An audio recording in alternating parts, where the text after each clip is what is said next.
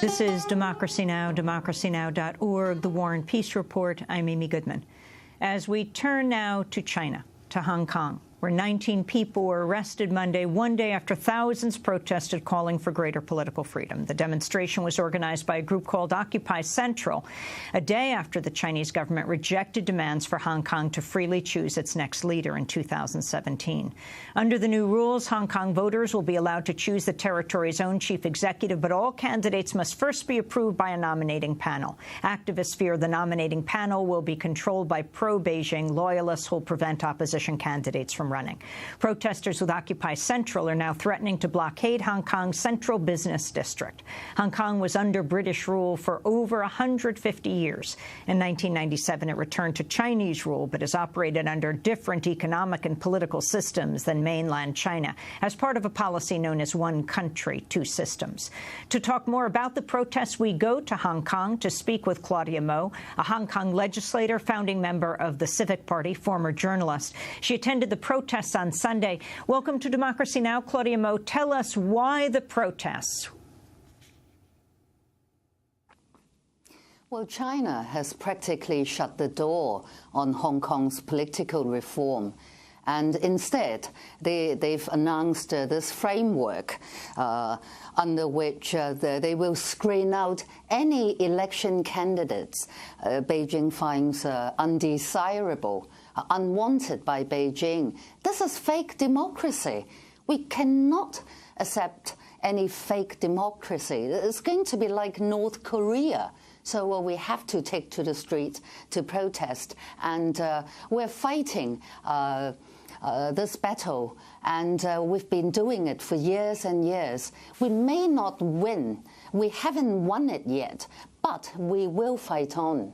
On Monday, pro-democracy protesters in Hong Kong disrupted a speech by the senior Beijing official Li Fei of China's National People's Congress. They chanted slogans, waved placards accusing Beijing of breaking its promise to allow Hong Kong to select its leaders directly. After the protests stopped, Li Fei continued to defend Beijing's position. The goal of the nomination committee is to reduce the risks involved in universal suffrage. 1. It reduces the risk of political confrontation. 2. It cuts the risk of a constitutional crisis. And 3. It minimizes the risk of populism. In mainland China, attitudes about the events in Hong Kong are reportedly mixed. On China's Twitter-like platform, Sina Weibo, some users have criticized protesters in Hong Kong for pushing for democracy now rather than while under British colonial rule. One user wrote, quote, "I just want to ask Hong Kongers, how is it that during British rule you didn't even bring up the one-person, one-vote demand for Hong Kong's governor?" Could you respond to that, Claudia Mo? Yeah, I mean, it's a permanent question, but it's also very ridiculous. It's a no-brainer, really. When Hong Kong was under colonial rule, it's colonialism. What do you expect?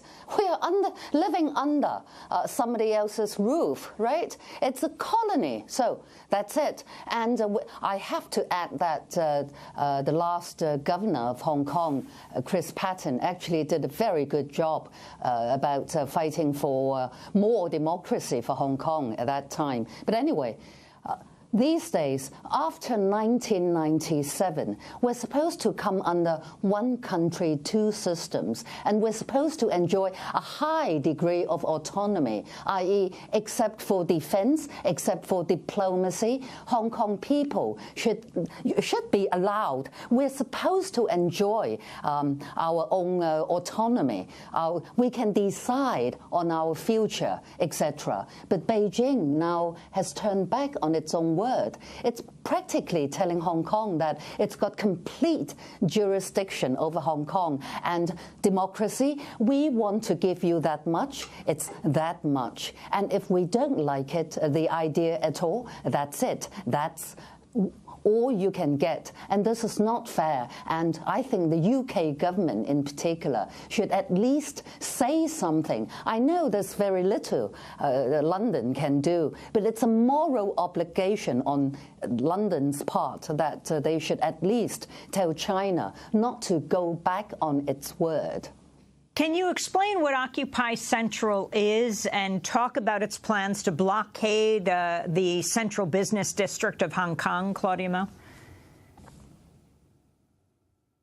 Yeah, Occupy Central, this idea, I think it was sparked by Occupy Wall Street. And, well, it's not quite, what we're fighting for is not exactly the same. In America, you're fighting against sort of established capitalism and vested interests, greed is good, and so on and so forth. But in Hong Kong, we're fighting against this established political might called the Chinese Communist Party.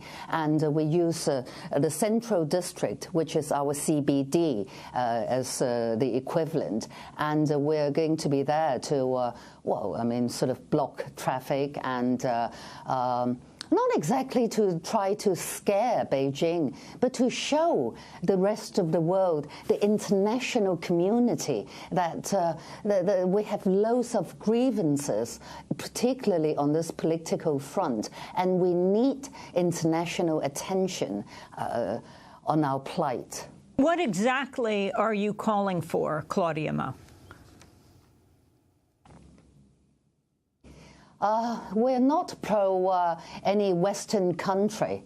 We're pro universal human rights. We're just asking for the basic, not just one man, one vote kind of election, but we have genuine choices of candidates. Beijing can handpick a couple of candidates, maybe three, up to candidate A and then B and then C, or their appointees. It's all Beijing's loyalists, Beijing lackeys, basically. And you ask Hong Kong people to vote, and you claim it's one man, one vote, and you can pretend that Hong Kong is running, enjoying some kind of democracy. I don't want to particularly sound grand, but all Democrats in Hong Kong, we realize we're answerable to history and we're responsible for our next generations. If we cannot get genuine democracy at this stage, we'd rather keep the status quo and we'll soldier on.